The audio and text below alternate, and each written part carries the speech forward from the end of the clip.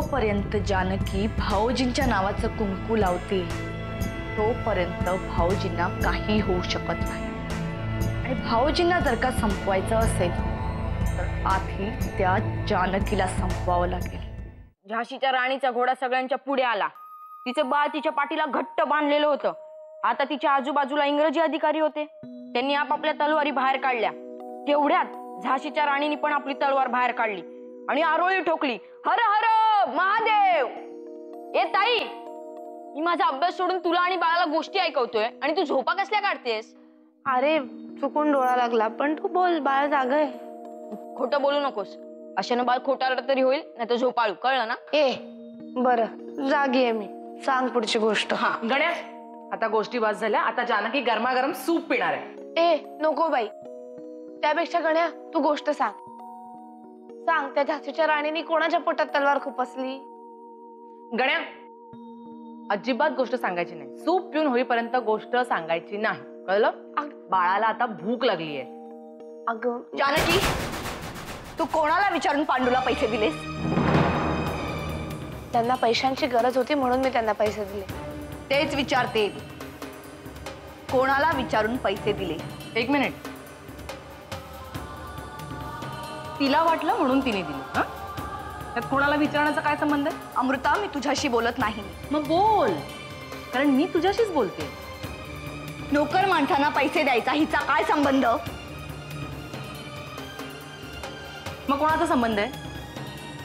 कारण काय आहे ना अहिल्या काकू, घरात फक्त तिच्या एकटीचाच नवरा कमवतो, त्यामुळे तो पैसा कुठे आणि कसा खर्च करायचा हा सर्वस्वी तिचा निर्णय असणार आहे। आणि एक गोष्ट लक्षात ठेव, तुझ्याही कमरेला ज्या चाव्या लटकतायत ना, तो तिचा मोठेपणा आहे म्हणून।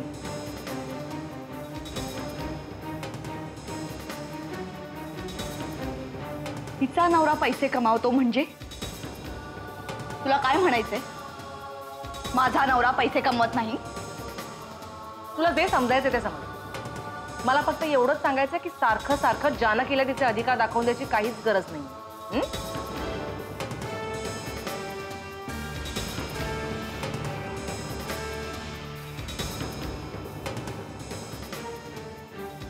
अमृता, मोठ्या आहेत ना तुझ्यापेक्षा, कशाला एवढं सगळं बोलली? जानकी अगं, मलाही नाही आवडत, पण तिला जी भाषा कळते ना त्यातच तिच्याशी बोललेलं बरं। आणि मुळात मी वामन काकाबद्दल काही वाईट बोलले का? मग त्याला जर तसं काही वाटलं तर मी समजूत काढेन ना त्याची। हा बरं, ते जाऊ दे, चल। त्या सगळ्या गप्पांमध्ये तुझं सूप थंड झालं, मी गरम करून आणते। गण्या, तू तोपर्यंत एक गोष्ट ऐकव तिला। हा हा ऐक ऐक, मग आपण कुठपर्यंत आलो होतो? हा, झाशीच्या राणीने आरोळी ठोकली, हर हर महादेव। नंतर मग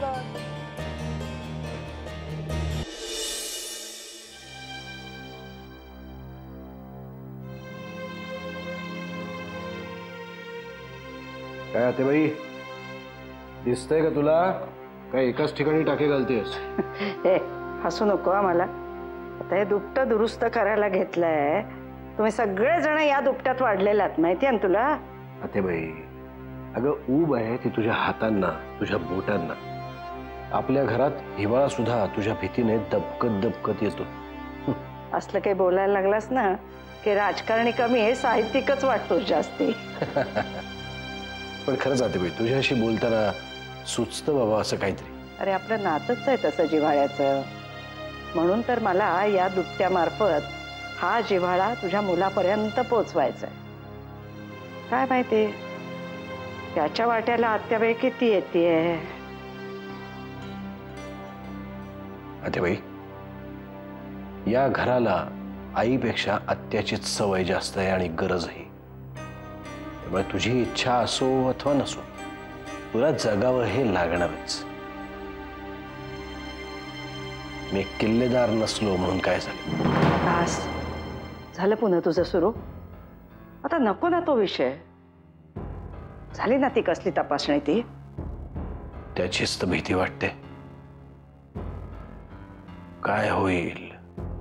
काय का होईना, मला एवढं माहितीये, हे दुपटं मी माझ्या नातवासाठी दुरुस्त करतेय आणि हे काम मला लवकरात लवकर आटपायचंय। समजा मी किल्लेदार नाही असं सिद्ध जरी झालं तरी मी कोण आहे याचा शोध मला घ्यावाच लागला.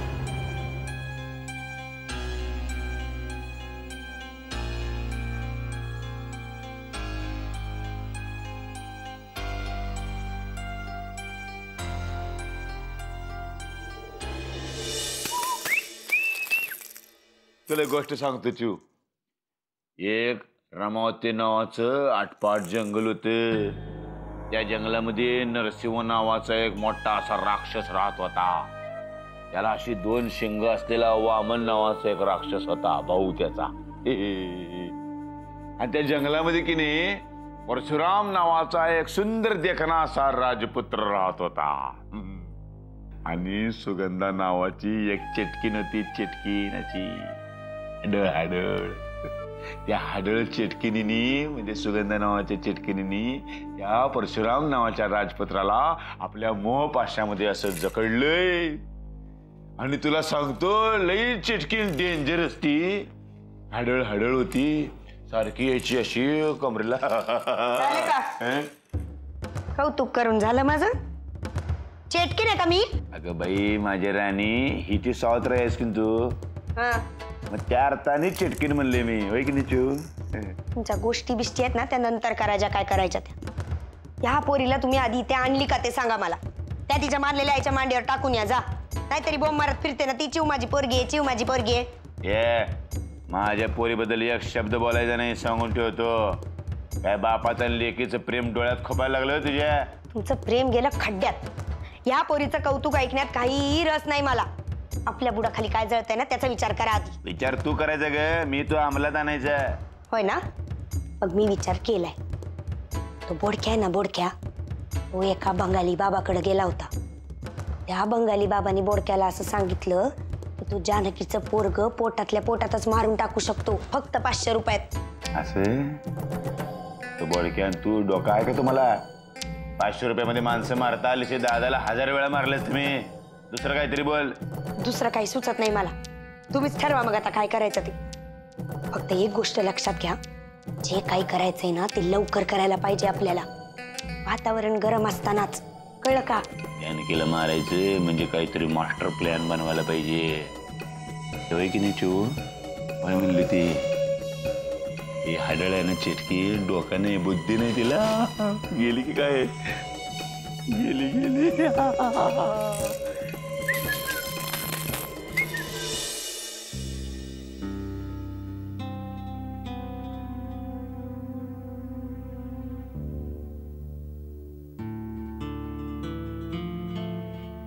काय ग, काय पाहतेस? फोटो. कोणाचे फोटो? मला डॉक्टरांनी सांगितलंय की कर्तबगार पुरुषांचे फोटो पाहायचे, म्हणजे बाळ सुद्धा त्यांच्यासारखंच होतं. मग तुझ्या मोबाईलमध्ये असे कोणत्या माणसाचे, कर्तबगार माणसाचे फोटो आहेत? माझ्या दृष्टीने आणि बाळाच्या दृष्टीने जगामध्ये असा एकच कर्तबगार माणूस आहे, आणि तो म्हणजे बाळाचे बाबा. जानकी, आपलं बाळ माझ्यासारखं चिडकं, तापट डोक्याचं, हेकेखोर झालेलं तुला चालेल का? बाळाच्या बाबांमध्ये फक्त एवढेच गुण आहे. उलट त्यांची चिकाटी, धाडसीपणा आणि कुठल्याही अडचणीमधून स्वतःला सिद्ध करण्याचा स्वभाव हे पण बाळात यायला पाहिजे ना. जानकी, मला असं वाटतं माझ्या वाट्याला जे काही आलं ते माझ्या बाळाच्या वाट्याला कधीही येऊ नये. हे गुण आलेच त्याच्यात तर ते सगळे आईकडून यावेत. आणि मुलगी झाली तर त्या मुलीला तुझ्यासारखं लाजताही आलं पाहिजे. बाहेर चालला? परदेशी पाहुणे आलेत, त्यांच्याबरोबर मीटिंग आहे आणि नंतर जेवण सुद्धा आहे. मी आणि बाळ तुमची वाट पाहत आहे. लवकर या.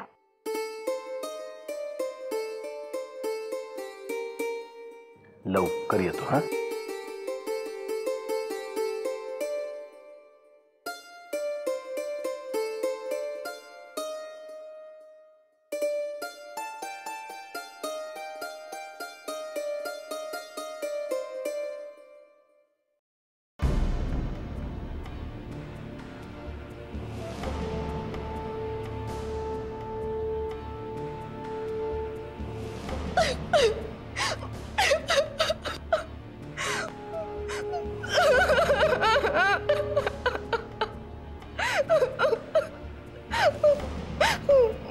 बास बास, अजून मोठ्यांदा रडू नका, मी ऐकलंय.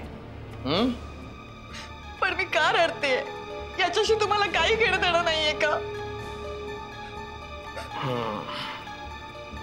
कोणीतरी तुमचा अपमान केला म्हणून रडतेय मी. अरे बापरे,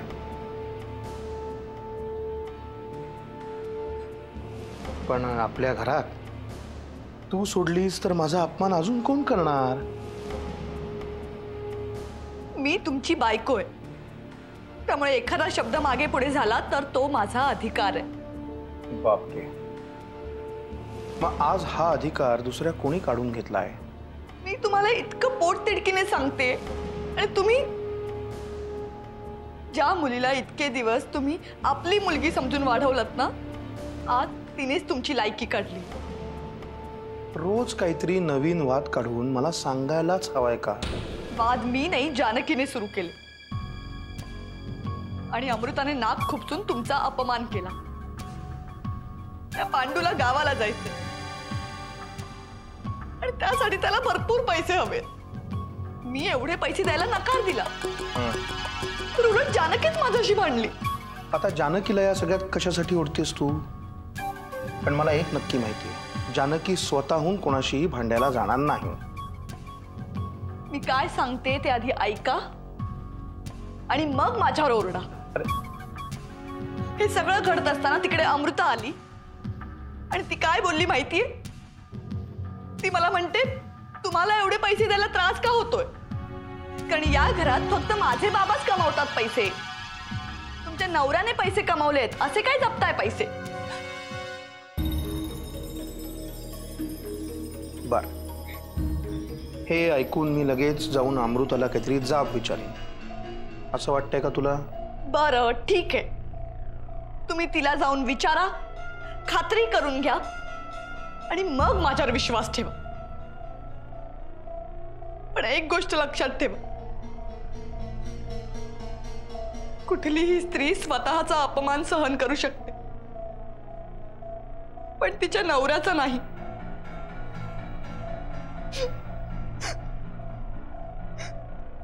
ओके, अमृता जर खरंच काही असं बोलली असेल तर मी तिला जाऊन जाब विचारीन. हो, आणि आता रडणं थांबव.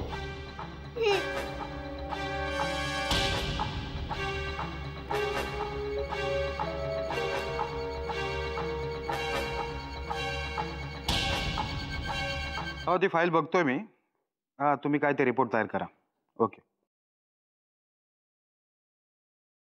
वागणेस, काय म्हणताय परशु शेठ? काय म्हणताय? लय बिझी दिसतंय. नाही, बिझी असेल तर एक काम करा, थोड्या वेळासाठी कान द्या माझ्याकडे, त्यात काहीतरी बोलायचंय मला. तुमच्यावर विश्वास ठेवून डोक्यावरचा केसही देणार नाही मी. इतके बदनाम झालात तुम्ही. वाकनीस, एवढं पण स्पष्ट बोलणे माणसाने समोरच्यावर कायमचा बंदोबस्त करण्याची वेळ येईल. माणसाने एवढंही वाईट वागू नये की त्याचा बंदोबस्त करण्याची वेळच निघून जावी. आता थोडं जरी वाईट वागलात ना, तर येणारा प्रत्येक सेकंद तुमच्यासाठी श्रद्धांजलीची फुलेच घेऊन येईल. वाकनीस वाकनीस आणि किल्लेदार दोन आडनावामधली दरी कमी करायला लागलाय तुम्ही. असं करू नका, नाहीतर तुमची किंमत बाजारामध्ये काय आहे ते जरा शोधावी लागेल मला. परशु शेठ, किल्लेदार आडनावाची खेळ आजकाल तुम्ही मांडलाय का आम्ही, याचा नीट विचार करा. आता कसं बरोबर विषयावर आलात बघा. याच विषयावर मला बोलायचं होतं. तुम्ही आमची एकदम श्रद्धांजलीच घालायला निघालात. त्यासाठी आल्या आल्या विषयावर बोलायचं असतं, नाहीतर मग आम्हाला असं वाकडे शिरावं लागतं. विषयावर तर विषयावर. दादाचा खरा शत्रू मी नाही, वामनाने आयलंय. म्हणजे काय दादाची तपासणी करताय की नाही, तिला धाब्यावर बसवायची तयारी चालू केली दोघांनी. लक्षात येईलच म्हणा तुमच्या. परशु शेठ, काय ते स्पष्ट बोला, म्हणजे नक्की प्रकार कळेल मला. यापेक्षा जास्त स्पष्ट नाही बोलू शकतो तुम्ही. तुम्हाला कसं कळलं? हे भूत म्हणतात मला, भूत. कळलं? समोरच्या माणसाने एक पाऊल उचललं त्याच्या पुढचे 10 पावलं दिसतात या भूताला. आधी जे काय सांगितले त्याच्यावर काय ती ऍक्शन घ्या, मग पुढचं बघू. बेस्ट ऑफ लक.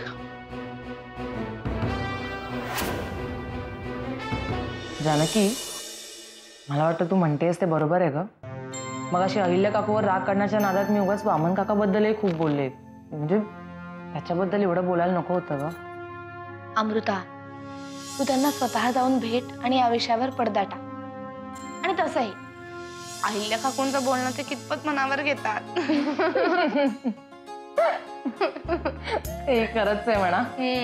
अरे वा, आज बरेच दिवसांनी घरात कोणीतरी हसताना दिसतंय. चला, म्हणजे माझ्या मनात काय आहे ते बोलायला काही हरकत नाही. आत्याजी, जे काही मनात आहे ना ते बिंदास बोल. आम्ही आहोत ना ते अंमलात आणायला. हे बघ, आपण ना हिचं डोहाळ जेवण करूया, अगदी धूमधडाक्यात. मला माहिती आहे सुमित्राला जाऊन अजून 3-4 महिने सुद्धा झालेले नाहीयेत. पण तुम्हीच विचार करा ना, ती असती तर तिने किती उत्साहाने केलं असतं ना डोहाळ जेवण. ह्या सगळ्या जरतरच्या गोष्टी झाल्या आत्याबाई. जानकी, गेले काही दिवस आपल्या घरात अशा काही गोष्टी घडलेल्या आहेत की या सगळ्यातून जर घरातल्या सगळ्यांना बाहेर काढायचं असेल तर काहीतरी घरात कार्यक्रम व्हायलाच पाहिजे, आणि तोही लवकरात लवकर. जानकी, मला वाटतं आत्याजी म्हणते ते बरोबर आहे. अगं, घरातल्या सगळ्यांना चेंजची गरज आहे. आणि नाहीतरी सुमित्रा काकूची अशीच इच्छा होती की माझं डोहाळ जेवण धूमधडाक्यात व्हावं. मग त्या निमित्ताने आपण तिची आणि माझीही इच्छा पूर्ण करूया. प्लीज नाही म्हणू नको. तुमच्या सगळ्यांची हीच इच्छा असेल तर मी नाही नाही म्हणणार. अरे वामन काका, बरं झालं आला. आम्हाला तुझ्याशीच बोलायचं होतं. अरे आत्ताच घरात एक आनंदाची बातमी ठरली आणि त्याची मॅनेजमेंट तूच करणार आहे. आणि माझी खात्री आहे ती बातमी ऐकल्यावर सगळ्यात जास्त आनंद तुम्हाला होणार आहे. तुमचं बोलून झालं असेल तर जरा मी बोलू का आता? जरा भरपूर बोल. आता तुला अडवायला अहिल्य काकू थोडी आहे इथे. बस.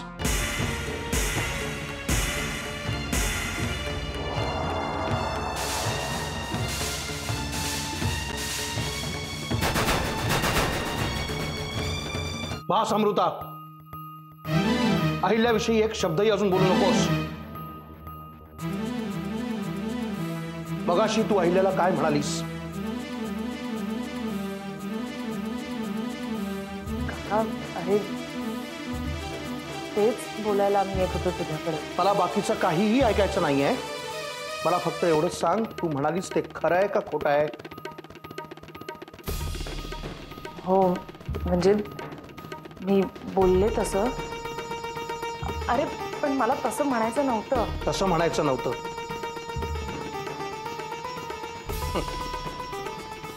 आता शब्द फिरवणारच तू. दादाचीच मुलगी तू.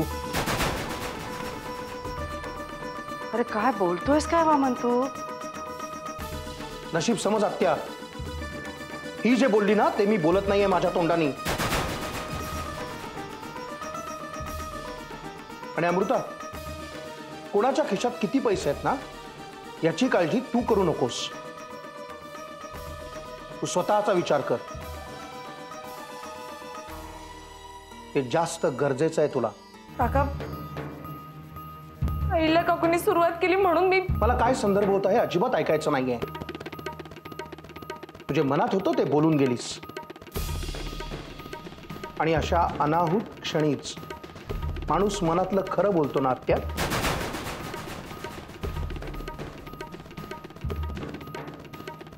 थँक्स. तू सुद्धा माझी या घरातली लायकी मला दाखवून दिलीस.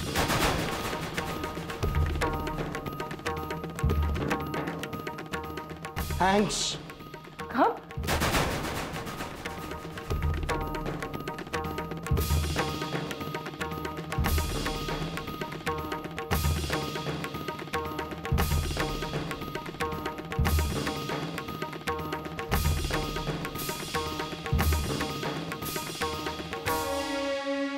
अमृता, मी बोलते त्यांच्याशी.